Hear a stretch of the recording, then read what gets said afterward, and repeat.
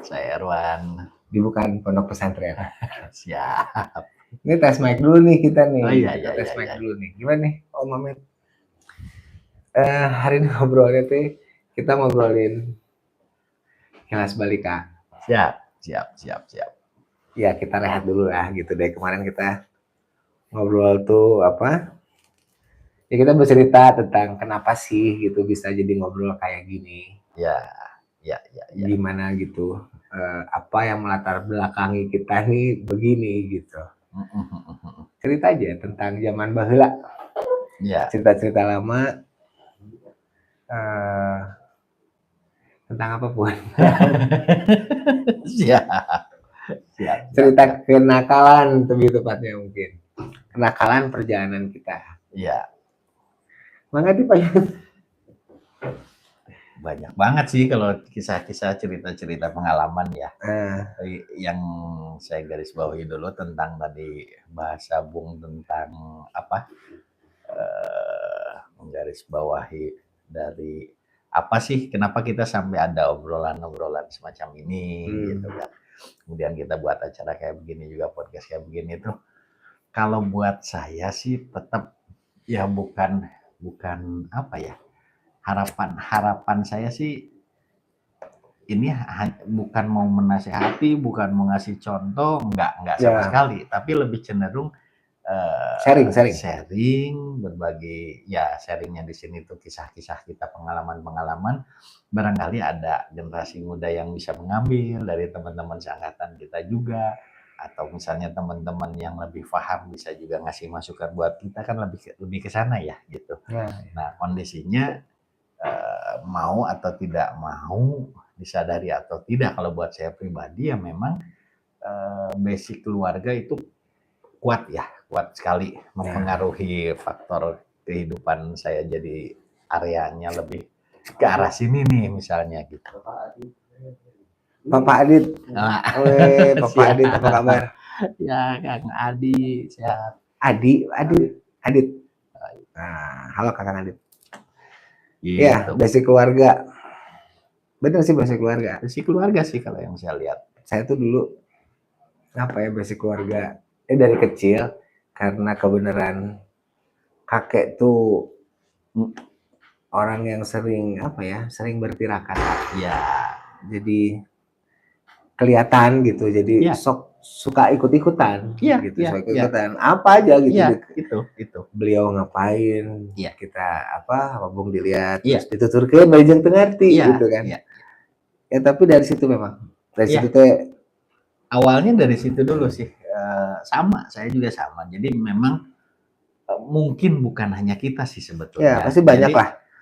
Mungkin ya generasi kita ke atas itu pasti banyak yang melihatlah laku-laku orang tuanya, baik orang tua atau generasi kakek dan nenek. Itu mereka orang-orang yang masih melakukan apa ya, laku-laku spiritual gitu, baik yang sifatnya base-nya dari agama ataupun misalnya dari kearifan lokal, itu masih pada kuat gitu. Ya, kental zaman dulu masih kental gitu. Nah, kondisi sekarang justru kalau yang saya lihat hal itu justru sudah tambah minim sih kalau yang saya lihat. Mungkin anak-anak, generasi anak-anak kita kalau misalnya melihat orang tuanya mungkin banyak yang sudah mulai berkurang kan laku-laku kearifan lokal misalnya tuh, karena memang mungkin zamannya sudah berbeda gitu kondisinya. Ya, tapi dalam artian sebenarnya tidak menjadi nggak bagus juga sebetulnya gitu kan, asal ya tadi gitu kita orang tua nyontoinnya yang tadilah yang syariat gitu. Jadi walaupun meren tadinya makan sholat mah susulumputan dulu diajarnya gitu, makan sholat mah susulumputan jangan diliatin, tapi kayaknya kalau jadi orang tua tunjukinlah ke anak gitu, berarti paling gitulah sekarang makan kita karena bertirakat itu sulit. Ya misalnya ngelihat orang tua lakunya mungkin di luar hal yang umum. Takutnya gitu ya. Maksudnya misalnya lihat kalau di keumuman kan jarang misalnya ngelihat orang tua yang seneng nyot tasbih misalnya tuh kan, berzikir misalnya tuh. Nah, ini kan tanpa disadari pada saat ada orang tua yang bisa seperti itu, mudah-mudahan kita bisa jadi orang tua seperti itu. Itu kan contoh laku kan sebetulnya yang sangat memungkinkan anak-anak kita itu bisa bisa ngikutin gitu. Nah ini yang sama terjadi dengan kita.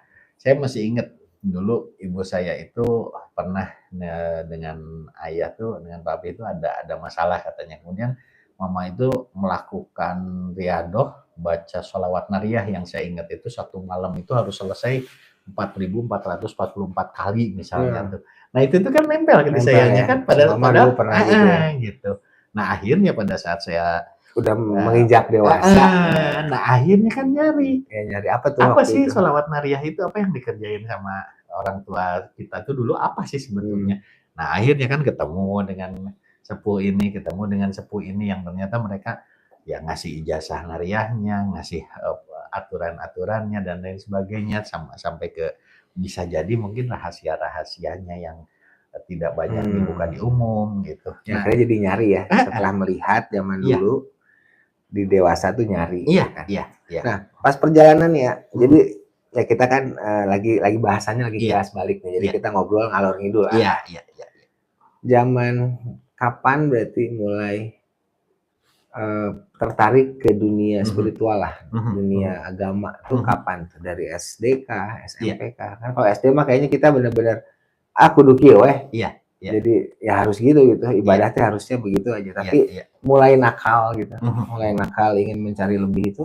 Iya. Ya kalau yang saya rasain basic keluarga tadi kan sangat kuat tuh pengaruhnya. Jadi memang dari kecil pun apa ya itu udah mulai nempel. Tapi sayanya belum aktif kan gitu. Ya waktu SD aja kalau yang satu SD sama saya kayaknya tahu deh. Saya dulu pernah ceramah gitu pada SD loh itu. Ustadz cilik maksudnya.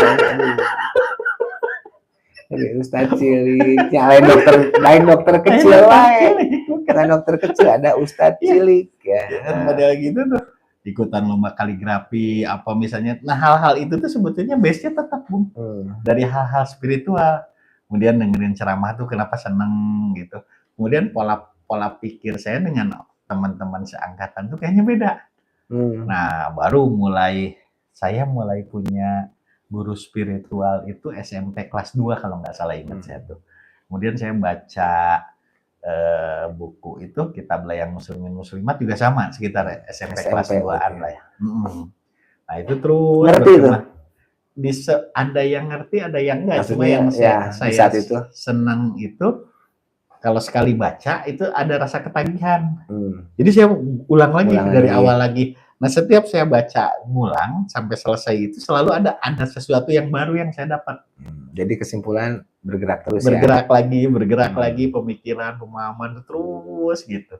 Akhirnya ya semasa-masa SMA mungkin lebih senangnya ke sisi ilmu hikmah sih ya. Ya area-areanya di sana. Ilmu hikmah dari sebuah rasa penasaran, kemudian ingin adanya sebuah pembuktian gitu.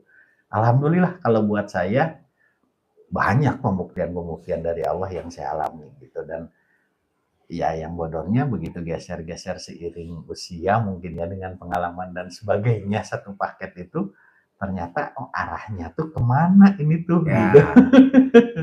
Mau belok kemana-mana, mau tadi ya anggaplah berarti kan bahasa saya adalah kenakalan spiritual. Iya. Bukan artinya hikmah itu nakal ya enggak. Tapi kitanya kan di saat penasaran ya misalnya yang apalah ya kuat di kadek misal gitu kan misal gitu.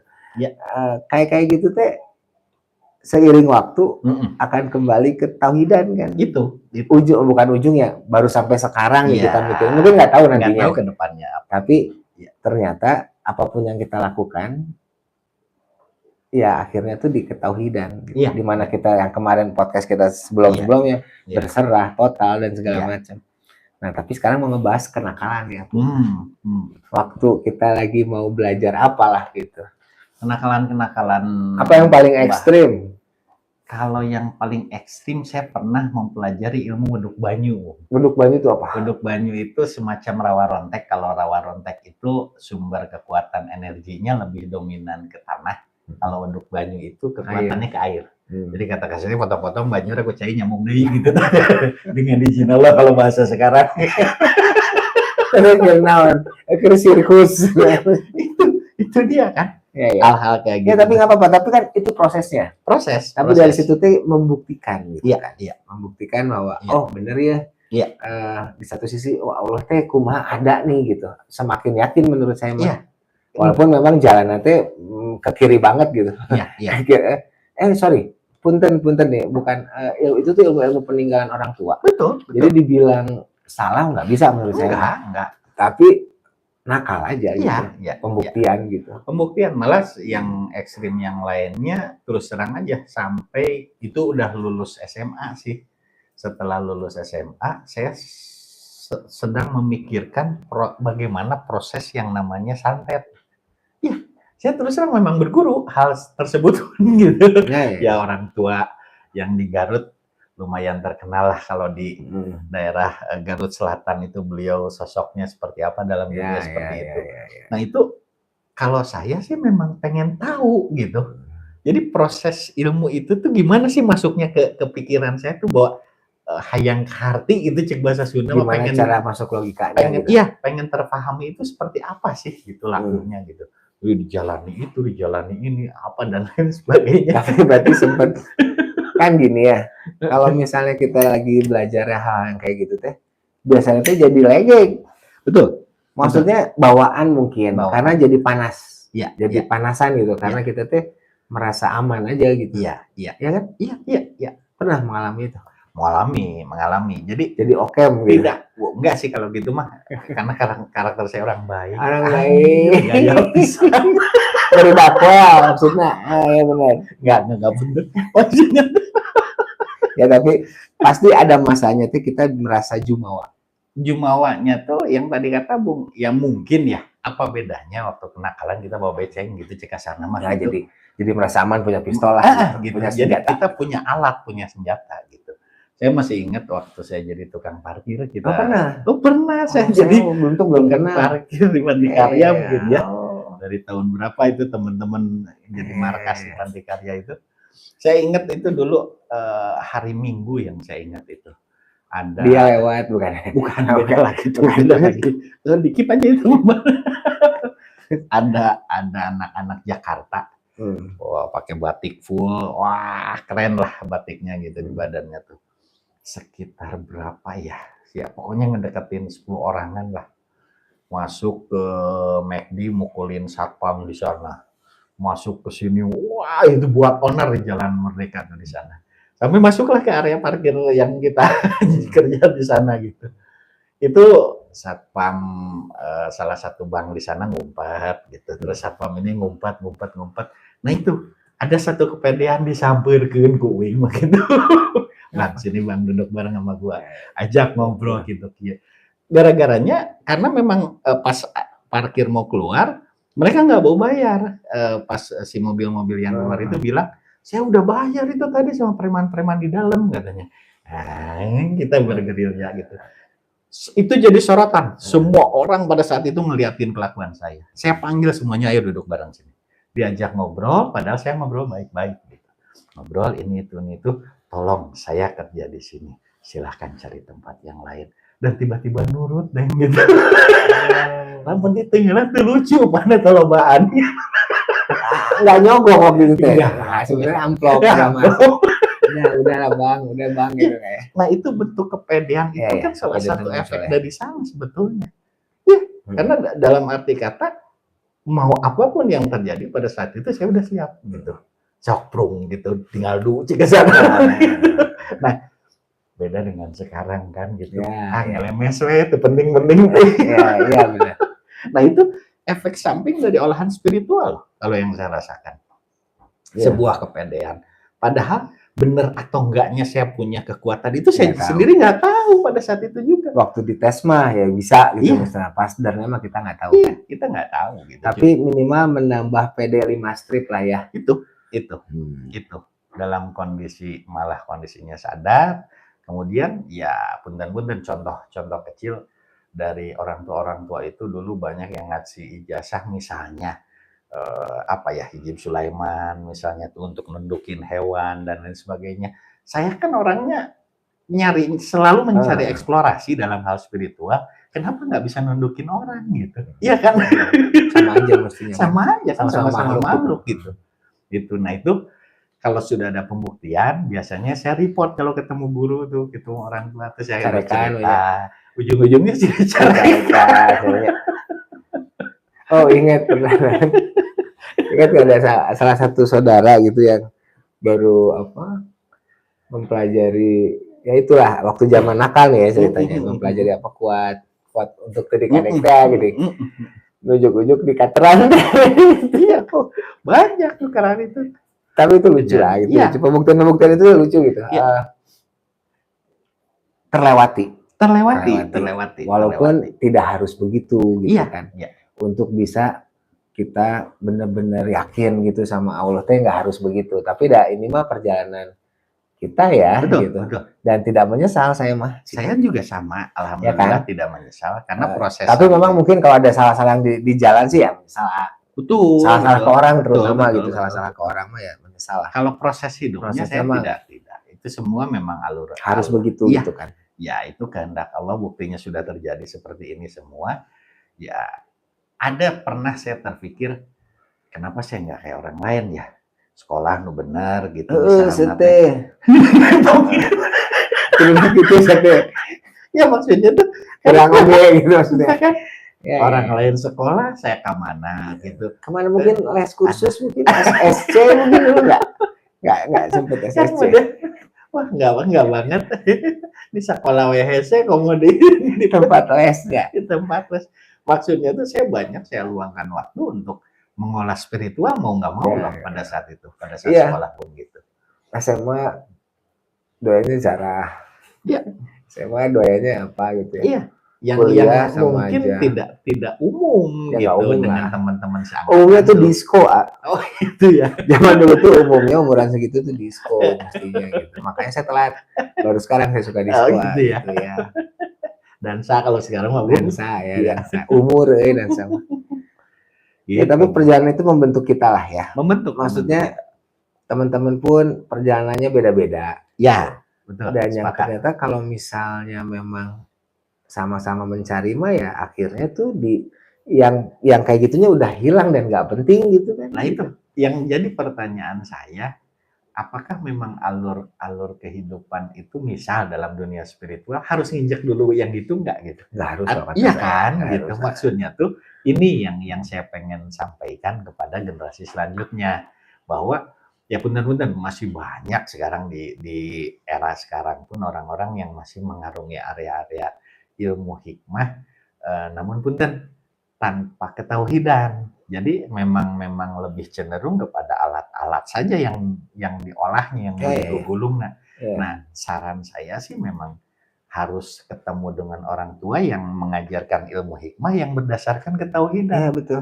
Karena kalau enggak, ya alhamdulillah kita masih kena selamat gitunya. Alhamdulillah maksudnya tuh ngacapruk nanti kemana karep teuing gitu, walaupun ngacapruk gitu. Cuma kalau misalnya didasari oleh tauhid, insya Allah lebih aman gitu pemahaman tauhid. Karena ingat tak zaman dulu tuh sempat ada satu ilmu hikmah yang diajarkan guru tuh, dan akhirnya saya meyakini gitu dengan saya membaca ini, itu terjadi gitu.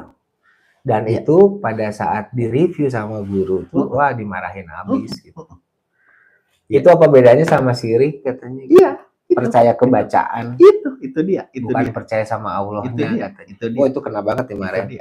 Dan itu tuh yang, oh iya ya. Akhirnya ya mulai tuh. Iya. Mulai berkilir gitu maksudnya. Ya kalau buat saya zaman itu saya merasakan mungkin ya gambarannya kalau di Al-Quran itu bagaimana pada saat Nabiullah Ibrahim alaihissalam mencari Allah gitu. Digambarkan itu kan bagaimana matahari apakah ini gitu. Kemudian surup gitu misalnya itu terbenam, oh bukan, karena Allah itu abadi. Datang di bulan apakah ini gitu. Nah, zaman tadah tuduh iya kita mencari itu mungkin prosesnya di sana, Bu. Kalau buat saya tuh. Walaupun bisa macam-macam ya bentuknya. Bentuk tapi untuk kita. Iya. Memang kenakalan itu yang kita jalani gitu. Iya. Ya, lakon-lakon itu. Dan tadi ya statement bahwa tidak harus seperti itu untuk mencari Allah itu tidak harus jalannya seperti yang kita berbagai macam gitu. Ada yang dari apa ya memang dari profesinya Iya. gitu akhirnya menemukan bahwa oh Iya. benar ya Allah teh Iya, gitu. iya. Ada yang dari pesantren Iya, misalnya, iya. ada yang dari macam-macam lah. Macam-macam. Dan itu semua nggak salah. Iya, semuanya Selama akhirnya ya ujungnya sih kita berpegang ke syariat dan memang menjaga ketauhidan gitu. Iya, iya. Itu mah cerita perjalanan di belakang. Gitu. Dan tidak harus dibangga-banggakan, tapi ya jadi pelajaran buat saya mah gitu. Ya. Jadi kadang kalau sekarang gitu ada, ya kadang-kadang yang gitu tuh suka dijadikan apa ya mata pencarian, bukannya mata pencarian boleh mungkin punten ya, asal tidak ngabobodo batur gitu. Iya. Misal ada yang sakitnya secara fisik nih, terus datang tapi ngebahasnya wah ini mah katanya kena apa diguna-guna dan segala macam itu teh ada. Iya, banyak dan jadi duit. Iya. Gitu. Yang disayangkan tuh itu. Iya, iya. Ya apa ya tipis ya Bung ya apa telaahannya di sana tentang jangan kau memperjualbelikan ayat-ayat Allah kalau di Al-Qur'an tuh gitu. Ya apakah ya sementara di ayat yang lain dikatakan perniagaan yang paling baik adalah berniaga dengan Allah itu sendiri. Berarti menang Bruna. Iya. Ya maksudnya enggak dengan ya caranya aja. Berniaga dengan Allah itu ya Allah itu mau membalas apapun yang dilakukan oleh manusia itu kan bisa dengan berbagai cara ya. Benar. Nah sementara ya punten-punten kalau misalnya yang tadi saya sepakat kalau misalnya itu udah menipu umat, udah menjerumuskan dan lain sebagainya ya itu mah hanya gitu ya, sayang gitu. Lebar gitu. Karena orang-orang yang seperti itu tuh orang-orang yang berilmu rata-rata. Emang. Ya saya sampai pernah mempertanyakan karena saya mengalami masa itu di mana didukun maksudnya. Ya semacam lah ya ada orang ada orang nanya gini itu. Saya sampai nanya ke orang tua ke para guru itu alurnya kalau kayak gitu seperti apa gitu. Yang saya ingat bahasa beliau itu mengatakan kamu jangan pernah meminta, apalagi kamu membuat tarif dan lain sebagainya kalau melakukan hal-hal seperti itu.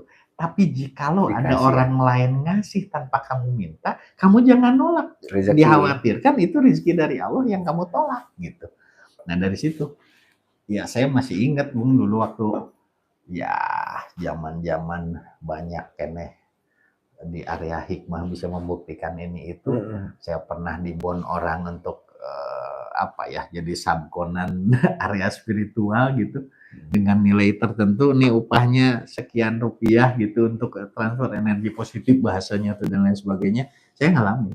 Kalau dilihat dari angka pada saat itu mengerikan kalau buat saya. Ya udah pasti gede. Iya dan maksudnya secara penghasilan ya. Iya dan ya hati saya tuh nggak ngasih gitu area itu tuh gitu kalau untuk saya gitu kalau misalnya untuk yang lainnya yang masih di area sana ya silakan juga. Sebenarnya gini, bukan artinya kita mendiskreditkan itu teh salah gitu buat teman-teman yang memang masih ada di area seperti itu. Iya. Karena mungkin niatnya juga membantu. Niatnya juga membantu misalnya orang-orang yang alternatif lah gitu ya dengan doa ya maksudnya dengan doa dan segala macam. Mungkin jadi salah satu solusi dan memang ada yang sembuh misalnya gitu. Ya kalau boleh sih jangan ditarifkan aja kan sebenarnya jangan ditarifkan dan cari dona weh gitu. Gimana dikasihnya gitu. Dan itu sekarang kok berlaku kok misalnya teman-teman terapis yang suka mijit misalnya gitu ya. Tukang pijit tuh nggak pernah narif gitu kan sok aja berapa aja gitu. Kita aja ngasih berapa. Kan itu pun berlaku dan itu nggak salah gitu. Bagus justru. Yang salah itu memang kalau memang udah ngebohong itu aja kan. Itu area-areanya. Gitu. Kalau emang bener bisa dan memang bisa membuktikan dan kumaha ya mangga teh teuing gitu. Walaupun ya jangan ditarif. Ya dalam bentuk apapun kalau saya lihat berniaga dengan Allah itu lebih baik sih kalau buat saya gitu. Jadi memang dia mencoba mengobati orang gitu dengan mendoakan. Ya di kepalanya itu di hatinya dia berniaga dengan Allah gitu. Iya. Kalau soal nanti dikasih sama si pasiennya mah itu teh mah enggak gitu diterima. Tapi ya berniaga dengan Allah yang penting di sini. Iya, gitu. Ya berarti kan base-nya kalau kita jadi masih maksudnya menggunakan ilmu hikmah untuk menjalani hidup nih, misalnya berkehidupan, selama itu didasari tauhid kayaknya nggak apa-apa. Betul. Iya kan? Dan itu memang salah satu diajarkan ulama juga banyak kok sih Bung yang saya lihat memang pada pakai gitu, yang pada pakai ya. Dan gitu. Memang fasilitas. Ya Allah mengasih kalau kamu membaca ini dan akhirnya itu kamu mendapat buahnya ini, di saat kamu membaca ini misalnya bisa ngapain lagi gitu. Dan itu kan terbukti. Kita sudah membuktikan itu di saat dulu gitu kan. Dibilang salah ya enggak gitu kan. Enggak. Salah mah kalau jadi ngebohong. Itu sih bohongnya. Ya kan? Karena itu tuh seksi ya. Dunia gaib itu seksi. Nah, lihatlah orang Indonesia ini selalu cerita tentang klinik, cerita tentang horor. Itu tuh menarik gitu dan laku.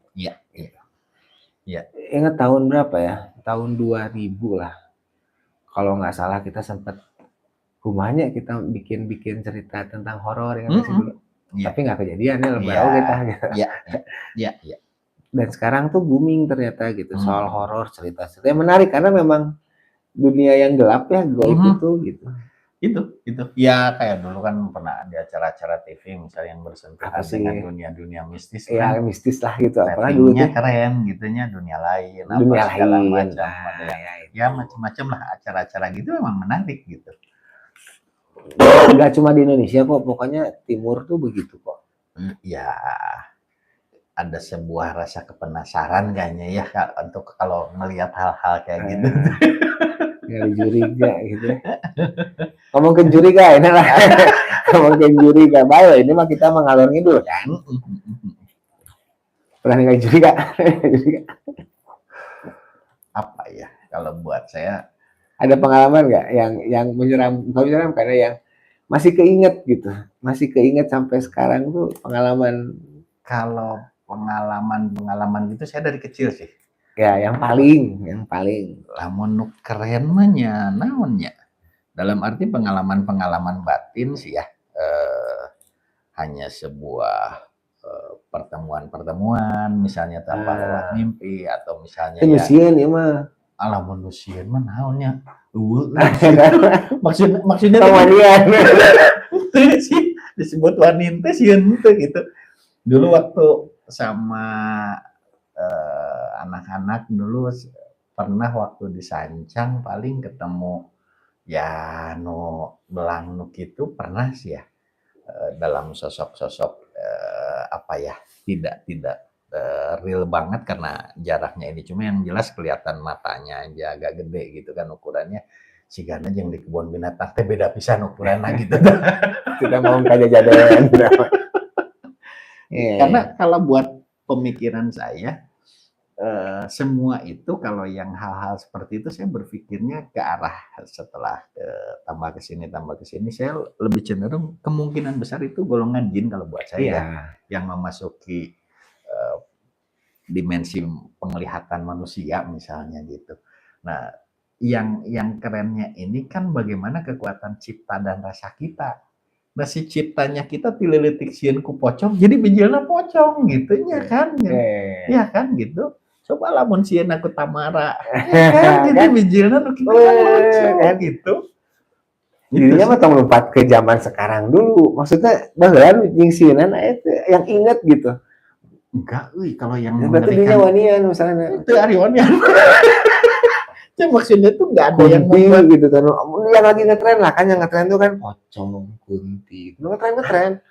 Entah karena pola pikir sayanya beda mungkin Bung.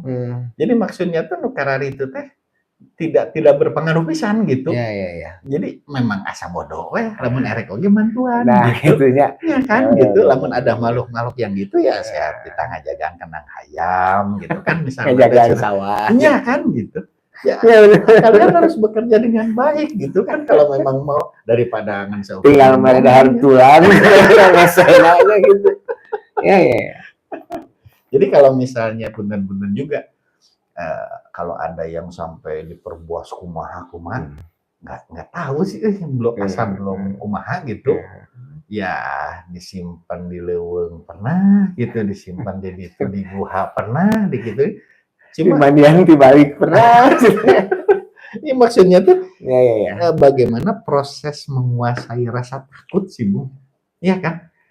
olahan kita tuh misalnya tuh bagaimana sih kita mengkondisikan cipta rasa kita gitu. Ya. Karena pada saat cipta kita keganggu, otomatis rasa juga keganggu. Ya saya pernah melihat orang yang ketakutan oleh hal-hal spiritual itu ngeri, Bu. Itu saya baru seumur hidup ngelihat ternyata bengok kan bahasa Indonesia tuh. Bengok lah yang miring. Ini tuh ujung bibir sebelah sini itu ada di sini, Bu. Jadi geraham tuh kelihatan gitu. Dia narik ininya semua ke sini. Jadi mulut karena itu saking takut karena ya ada di salah satu orang tua mungkin ya yang pernah kita tahu juga di sana suka ada ini itulah demonstrasi apa segala macam makhluk-makhluk di sana bersentuhan dan sebagainya, malah ke TV juga sempat ramai di sana. Padahal belum ke tempat yang lebih sakralnya gitu. Cuma dia baru sampai guha merenya. Belum masuk guha. Belum ke guha. Udah gitu. Udah seperti karena itu. takut. Karena takut. Berarti takut itu kan memori dia ke belakang, pengetahuan dia tentang jurik teh begini gitu kan. Itu. Jadi ya saya bahasa orang tua kita itu tok badak tok maung ulah disesakeun buk sacongok gitu. Jadi maksudnya mun bahasa heureuy orang tua di Sunda itu moal aya jurig nu bisa ngadahar urang nepi ka eueuh sesana. Matak syaratna tong disesakeun buk sacongok ge. Sok dahar lamun bisa mah. Tang we. Tapi udah ruas, Ruas mah ada. Ruas lah, lempang serangan, ujung-ujung belakangnya gitu kan reang. Ruas mah ada. Ya hal-hal seperti itu. Iya. Jadi penguasaan ini sih, penguasaan kondisi pikir dan rasa. Dan saya pun ya ngadepin teman-teman yang suka diskusi dengan saya, banyak yang pernah kita colek juga ke belakang bahwa ada kejadian di rumah ini begini pas saya tongkrongin dan nggak ada gitu. Akhirnya begitu mindset orang itu saya sentuh, coba sekarang kita rubah gitu pola pikir kita, pola rasa kitanya, ternyata benar akhirnya berubah. Bisa beres ya. Bisa beres. Ya pantas kalau di tuntunan kita itu contoh jangan sampai kata kasarnya rumah kita itu seperti kuburan. Karena sepi dari membaca Al-Quran, apa dan lain sebagainya misalnya. Makanya harus kita bacakan Al-Quran, membaca Al-Quran di rumah. Nah kan hal-hal itu sebetulnya kan pengolahan mindset juga kan gitu. Iya ya. Intinya berarti dengan seringnya, bukan karena satu rumah nih menurut saya nih ya, rumah itu harus selalu dibacakan ayat Al-Quran misalnya. Itu tuh bukan artinya jadi masang murotal misalnya. Begitu sebenarnya. Tidak perlu ada yang dibaca pun selama orang-orang di dalamnya mengingat Allah itu terjadi gitu. Karena jadi bodor gitu di saat kadang-kadang nih ya masang MP3 gitu, masang MP3 aja Yasin misalnya. Dia udah merasa tenang gitu kan begitu menurut saya ya. Dan itu yang terjadi sekarang mah gitu. Betul. Tapi bagus buat viewer. Beda deh ya. Bagus itu teh.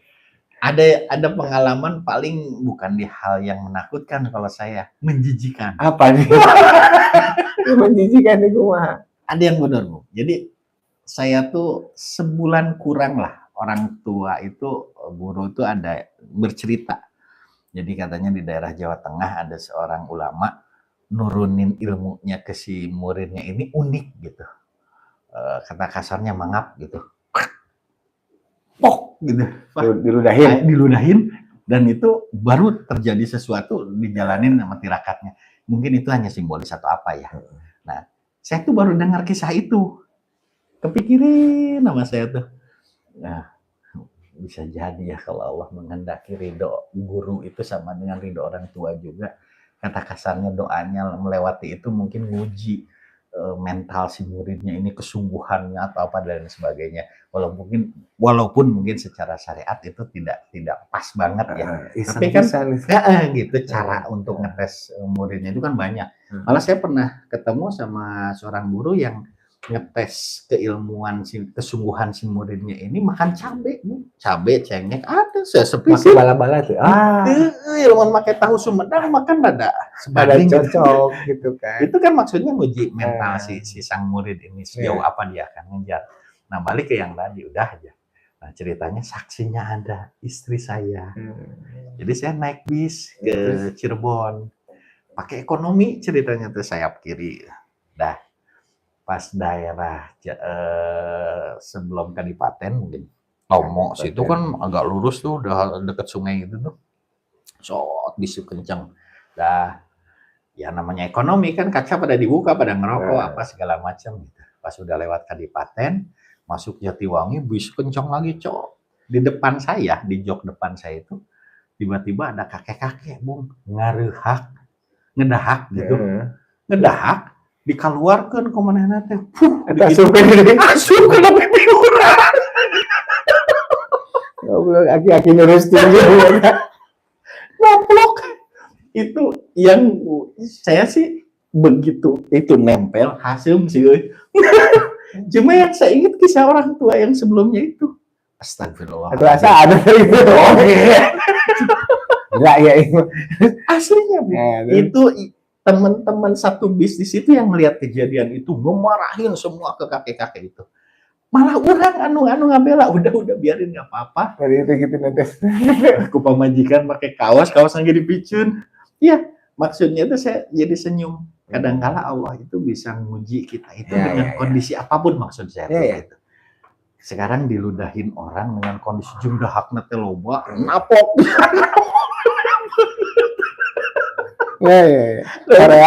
Koreame lah pokoknya. Tapi buat saya itu teh saya mau ke Cirebon teh niat talabul ilmi. Iya. Dan itu teh dibuktikan dengan udah kemarin gitu. Yang sirikeun eta gitu ya kejadian gitu, bukan yang sirikeun. Dia sempat mendengar soal yang diludahin itu kan. Jadi ya Allah teh ngetesnya macam-macam. Ngetes kesubuhan kita, ngetes kesabaran kita dan lain sebagainya dalam hiruk pikuk kehidupan spiritual tuh banyak senyumnya saya tuh setelahnya tuh. Begitu Bu. Ya apa ya, pengalaman tuh macam-macam ya, maksudnya macam-macam tuh udah nyobain berbagai macam sih dipikir-pikirnya. Ya segala macam kayaknya. Contoh lain Bu tentang ziarah ya. Ziarah kubur itu kalau apa ya, saya malah diajarin oleh ibu sendiri. Itu karena kakak kan yang pertama, yang kedua almarhumah itu. Nah ibu itu malah ke kakak yang paling besar itu selalu ngajak saya di sana kita berdoa, tawasulan, kemudian berdoa apa segala macam gitu. Nah itu tuh kan ngebekas kembali lagi base-nya dari ya. Nah setelah ke Poles lingkungan, ketemu dengan dunia luar dan lain sebagainya, ya saya mulai dari SMP sudah mulai ziarah-ziarah tempat-tempat ini. Mulai senang main. Senang. Bukan karena jarahnya aja, perjalanan kita kadang itu ada di atas gunung, ya kan, naik gunung jadi nanti kadang ada di sungai-sungai, pinggir sungai gitu kan. Iya. Itu tuh menyenangkan. Nah, kesininya area-area punten-punten, saya masih mengingat pola pemahaman salah satu orang tua juga ke saya. Kalau kamu mau ziarah kubur, misal yang banyak di masyarakat itu ke makam-makam para wali gitu ya. Itu beliau itu menyarankan utamakan dulu berziarah kepada ibu bapakmu. Itu yang pertama. Kalau misalnya memang sudah almarhum. Kalau misalnya belum, temui dulu, minta ridho kepada kedua orang tua, baru kamu berziarah. Yang keduanya, poin kedua buat saya adalah nasihat beliau itu, jangan kamu memaksakan diri berziarah ke makam-makam para wali jika pikiranmu sedang kacau. Jadi beliau itu mendidik saya itu, kalau ziarah itu usahakan kamu lagi bahagia, kamu lagi gembira. Karena kenapa kata beliau, kalau kamu lagi susah, kamu lagi apa, kemungkinan untuk gesernya tuh peluangnya lebih gede katanya. Dan itu terpahami banget oleh saya. Ya betul. Ya geser di sini kan jadi meminta ke beliau-beliau yang udah meninggal ini. Padahal kita mah harusnya mendoakan beliau. Gitu, ya. Kecuali titip doa. Iya. Ya menggumamkan dan titip doa lah gitu. Iya. Karena mereka orang-orang suci yang insya Allah lebih dekat dengan Allah. Betul. Jadi kalau kita titip doa apa boleh. Iya. Sekarang ya bagaimana satu tempat lamun bahasa umum ya. Kalau bahasa umum itu disebut dikeramatkan. Kalau buat saya kan itu karena doa-doa beliau yang mustajabah gitu. Ya kan, sampai saat ini pun kata kasarnya kalau misalnya beliau memohon pada saat dulu waktu masih Jumeneng misalnya supaya tempat ini diberkahi oleh Allah. mungkin beliaunya udah kemana juga udah perjalanan selanjutnya, doanya doanya tetap berjalan, maka tempat itu tetap aja diberkahi. Ya betul. Logika sederhana saya ke sana gitu. Nah, kalau lagi ya punten-punten, saya pernah diskusikan juga ini jadi sebuah pembahasan ke saya ke teman-teman. Saya pernah nyaksiin di salah satu tempat ziarah ada seorang ibu-ibu ke pintu ziarah itu sambil ngelempar bunga, ada tawur uang apa segala macam, udah gitu diusap barokahe gitu ya. Ya, buat saya itu jadi bahan sampai segitunya ya. Iya, jadi bahan bahasan dalam arti kata ya ayo kita telah sisi ketauhidannya seperti apa gitu. Karena buat saya menelaah ya ziarah udah berapa puluh tahun ke sana ke sini yang saya bisa kunjungi untuk bertafakur banyak banget gitu. Rata-rata kalau kita lihat para wali ini identik dengan karomah ya Bung ya, dengan kekaromahannya. Wah, Cerita-cerita beredar di cerita ini masyarakat itu dan sebagainya. Di semakin usia ke sini pengalaman, pemahaman semua pengersa Allah, wah ya Masya Allah seperti ini, saya tuh melihatnya jadi lain Bung. Dalam arti kata para wali ini bukan mau mengajarkan karomahnya itu, bukan, tapi mau mengajarkan tentang tauhidnya. Bahwa yang namanya tauhid itu, karomah itu hanya sebagian kecil dari kuasanya Allah dalam membuktikan kebesarannya gitu. Itu kan. Setuju, gitu. Nah, sementara ya punten-punten di area waktu saya dulu masih belekesan cek orang Sunda mah gitu, wah bedas segala rupana, kan yang dikejarnya itunya Bu. Wah pengen bisa ini, pengen bisa itu gitu. Padahal justru para wali itu mencontohkan, kamu tauhid aja sama Allah, sudah bergantung mutlak kepada Allah. Nanti Allah memberikan pertolongannya dalam bentuk apapun, itu bukan urusan kita. Makanya lah Allah yang diusungnya gitu. Nah, yang menarik ini ya dari bahasan tadi ya, ini apa menyebut karomah. Ini zaman sekarang nih, gitu. Ada orang-orang yang rebutan soal karomah, yang entah siapa gitu, mungkin kakeknya, mungkin siapanya gitu, tapi berebut bahwa karomah teh diagung-agungkan gitu. Dan saya yakin kalau beliau-beliau yang punya karomah ini masih hidup, ngambek mereka gitu. Karena karomah mah hak Allah gitu. Anugerah. Yang beliau mau ngasih bentuknya apapun juga kita nggak bisa minta gitu. Bisa sih minta gitu. Tapi nggak bisa lah gitu, nggak bisa diajarkan gitu. Dan sekarang teh lagi pada berebut nih soal karomah. Ini mah karomahnya lebih tinggi dari karomah ini, apa pentingnya buat kita gitu. Salatnya can bener orang mah gitu kan. Betul sekali, betul. Ya, buat teman-teman yang ribut ngomongin karomah udahlah gitu, nggak penting. Gitu. Mendingan sekarang mau orang diajar sholat gitu bareng. Memuliakan orang tua sambil kita olah di sholatnya, kombinasikan antara rahasia-rahasia yang ada, ridho Allah yang ada di orang tua kita dan olahan sholat kita gitu. Nah ini kan kalau dulu mungkin kita disuruh sholat kalah ngahulang gitu, hayang nanti diberenan aneh-aneh gitu, orang mah gitu. Tapi kan bisa guru-guru teh gitu, sok atuh katanya. Sholat menang putus ya, syaratnya teh pasti gitu, sholat nggak boleh putus selama berapa lama, terus baca ini selama berapa lama, nanti tengah malam bangun ngapain dulu, ya intinya mah sebenarnya kalau dipikirin sekarang naonan ya. Tapi mungkin saat itu teh dilatih supaya kita terbiasa untuk sholat, dilatih supaya kita terbiasa untuk berzikir. Walaupun cara dulu mah buat mendapatkan itu teh ya beda niat gitu. Tapi kan sering perjalanan waktu teh berubah, jadi seri, jadi ketawa gitu ngeliat.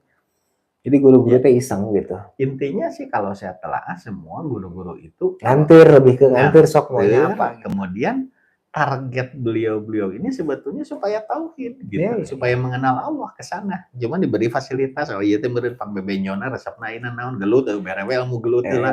Kon ieu mah resepna ieu bere heula naon. Air keras ya.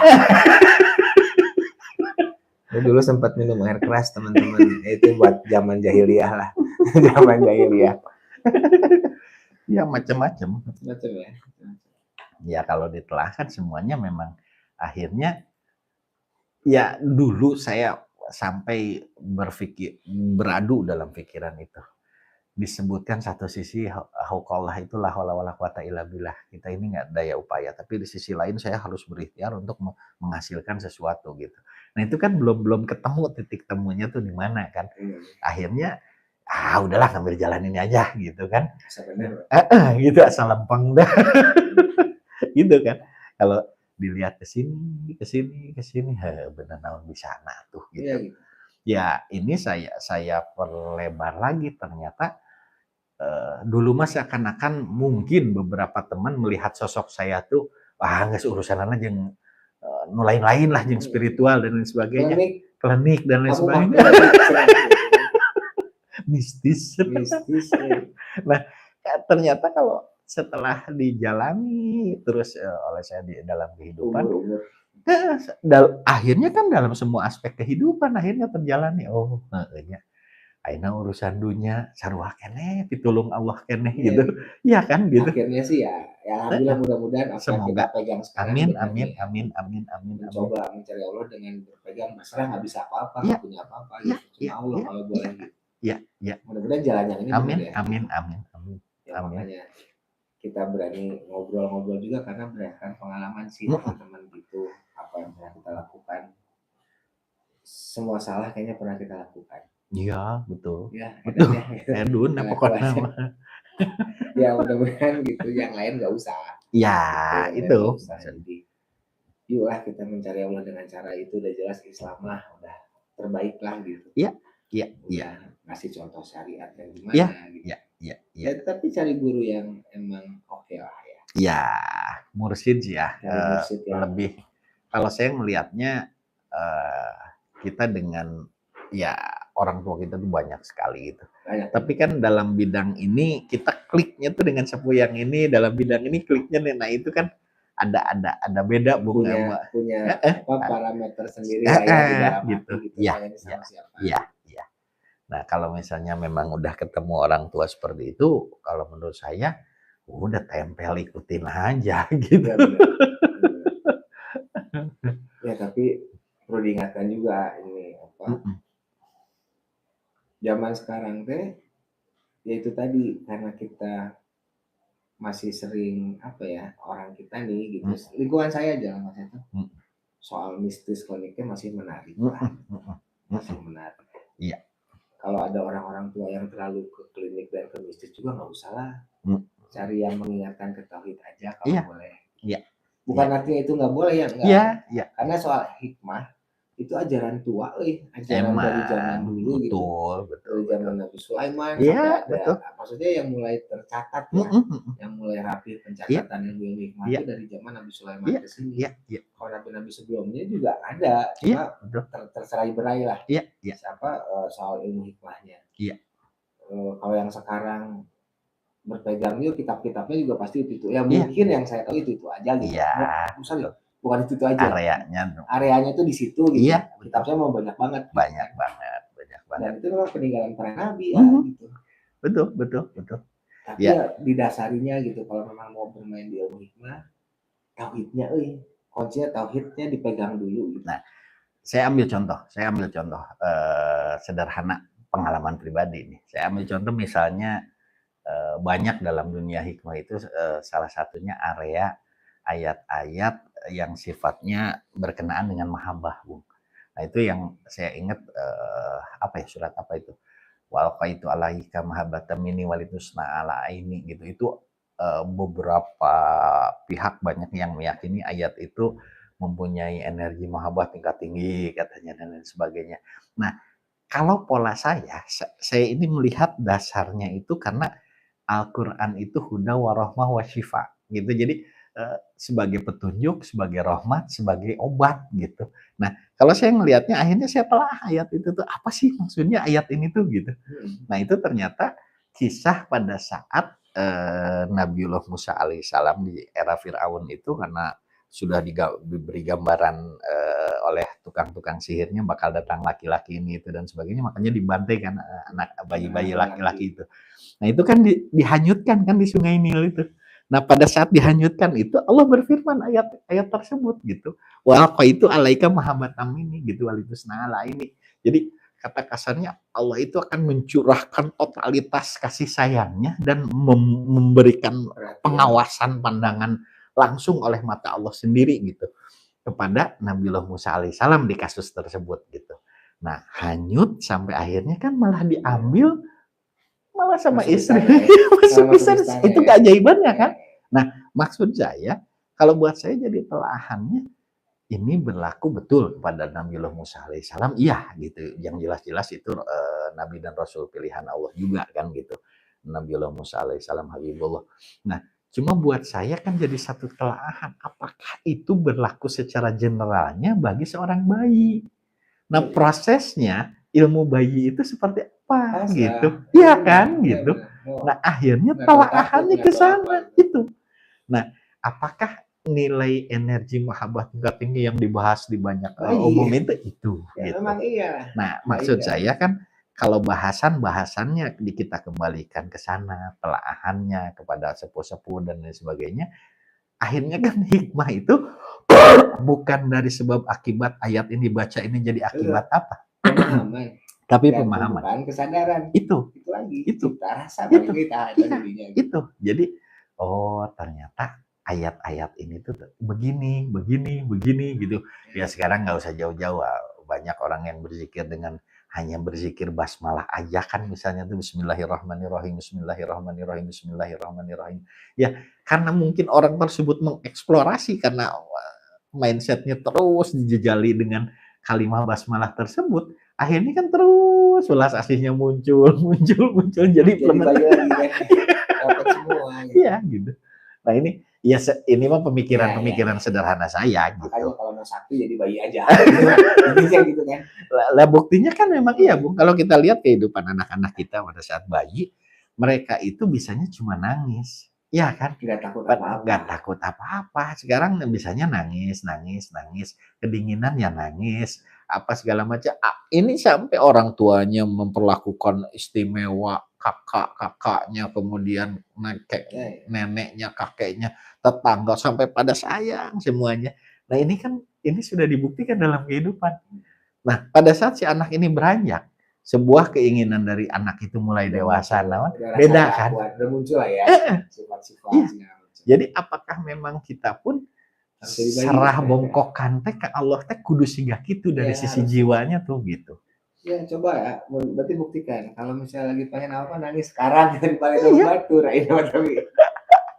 Iya kan? Pada saat kita tahajud sepertiga malam terakhir, di situ gitu.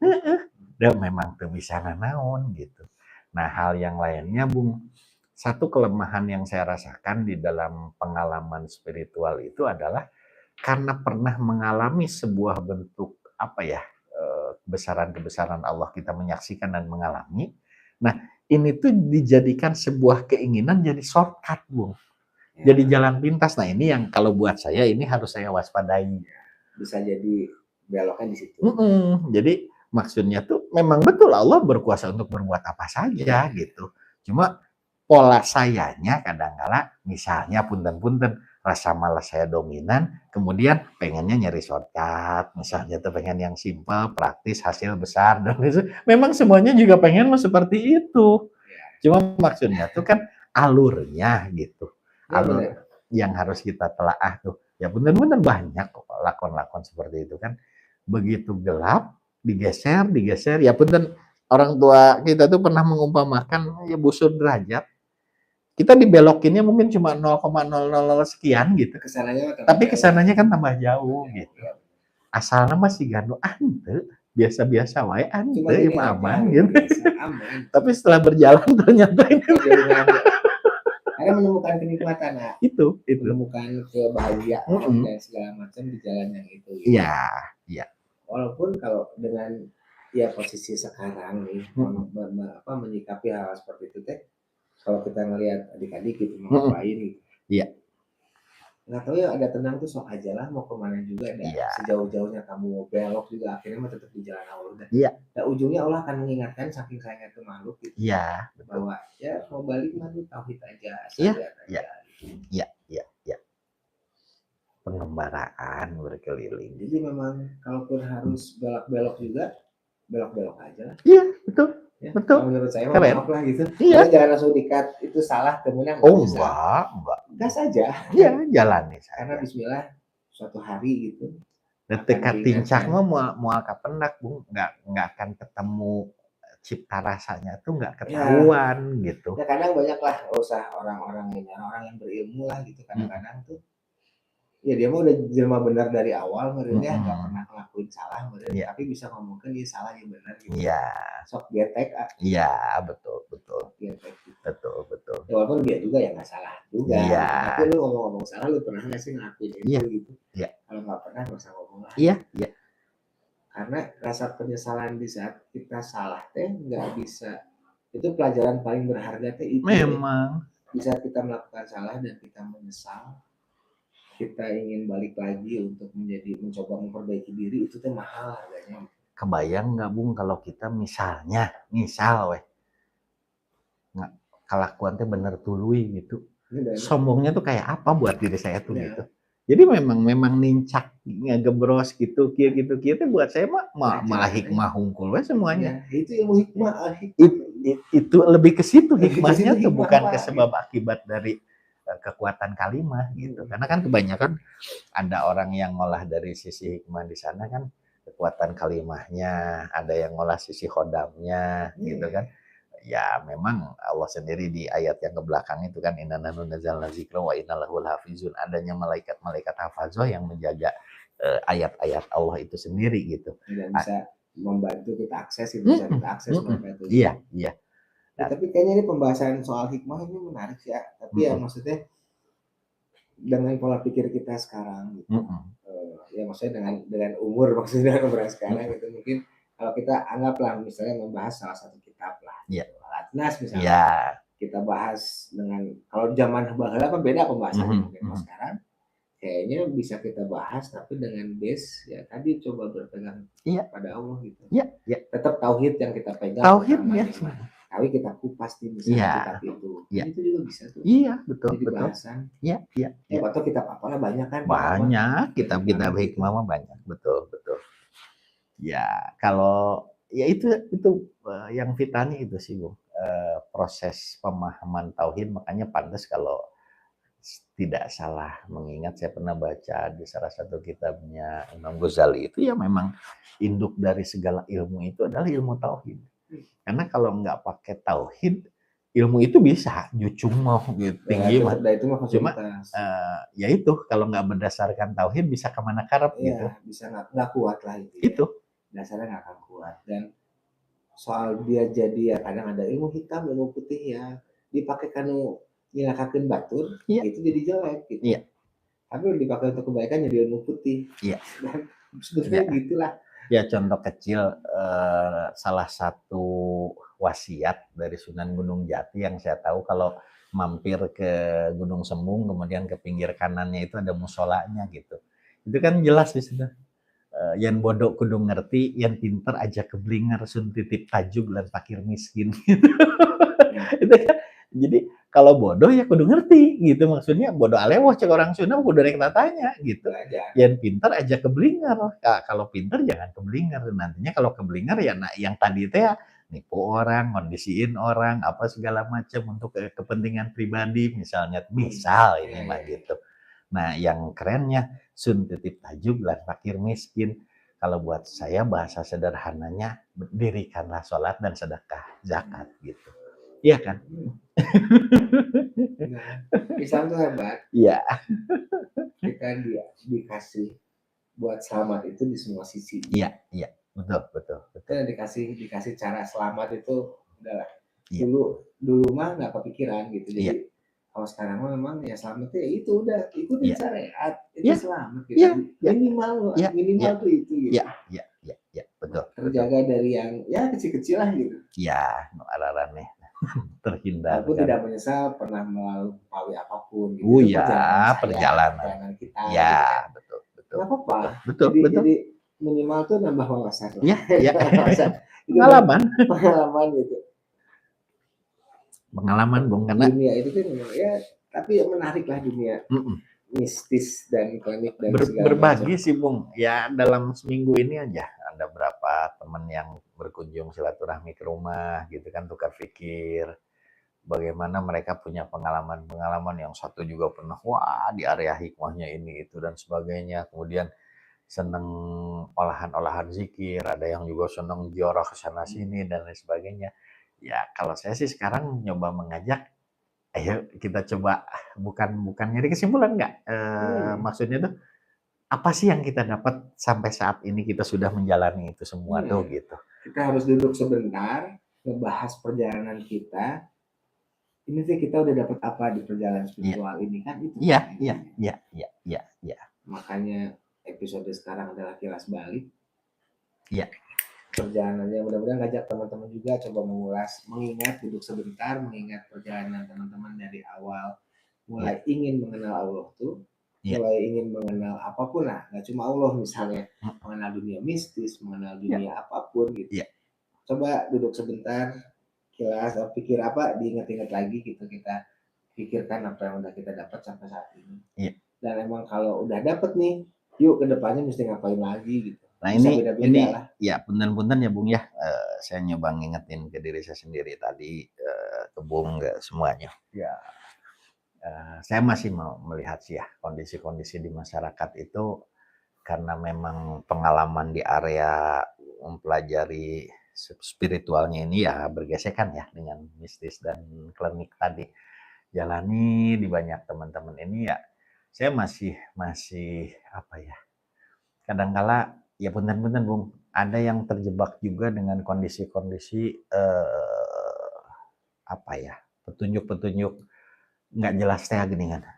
Jadi kamu bakal jadi kamu harus begini begitu dan sebagainya. Nah ini kalau buat saya butuh sebuah kewaspadaan. Dalam arti kewaspadaan ya tinggal bergantung kepada Allah gitu. Makanya kalimah kalimah ta'awud itu berlindung kepada Allah dari godaan setan itu kalau buat saya yang sederhananya dari kekacauan fikir, dari kekacauan rasa gitu. Nggak sedikit Bung yang saya banyak teman-teman yang seperti itu, bahwa ada yang katanya punya harta ada yang harus dikejar ke sana sih. Akhirnya enggak, hidup mereka tuh habis di sana habis gitu. duit juga. Iya pasti. Gitu. Ya. Walaupun ya ngomong gitu tuh karena pernah ngalamin nak. Ya kan nggak berani saya ngomong habis segala macam. Kalau saya belum pernah ngalamin gitu. Nah ini kadang-kala ada lagi petunjuk-petunjuk tikaruhun harus yang punten-punten kadang-kala kalau ditelaah bener-bener yang tadi kata Bung butuh waktu duduk sesaat itu ternyata itu naon sih gitu. Iya kan, kejelasannya tuh manfaatnya untuk diri sendiri, untuk keluarga, untuk masyarakat, untuk bangsa juga. Kalau misalnya mau diperluas, apa sih sebetulnya gitu? Ya kan gitu. Karena ya shortcut udah apa ya, masa sulit gitu. Wah butuh sesuatu yang jackpot lah gitu. Uang banyak gitu untuk bisa ngapain. Walaupun nanti ini buat umat, buat segala macam. Akhirnya kan itu para rubuh gitu. Walaupun di perjalanan itu pun banyak nilai yang saya dapat. Gitu. Maksudnya kita pelajaran tuh banyak banget gitu. Betul. Pertemukan terus begini begitu. Baru bisa kebaca aja mungkin saat-saat ini lah. Gitu. Itu zaman kapan loh, udah lama banget.